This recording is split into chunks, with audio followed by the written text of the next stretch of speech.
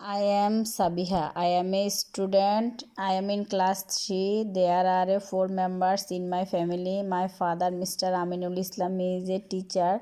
My mother, Mrs. Afroza Begum, is a banker. My brother is only 1 year old.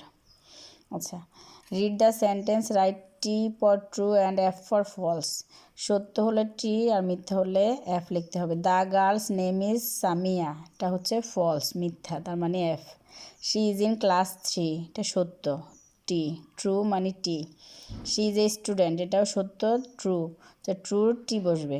There are 4 members in her family, এটাও true. Her brother is a 3 years old, এটা false. তার এর বয়স হচ্ছে 1 বছর, এখানে দেওয়া আছে 3 বছর, তাহলে এটা false, F.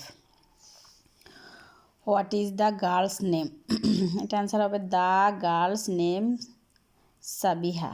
How many members are there in family, এটা হবে there are 4 members in her family.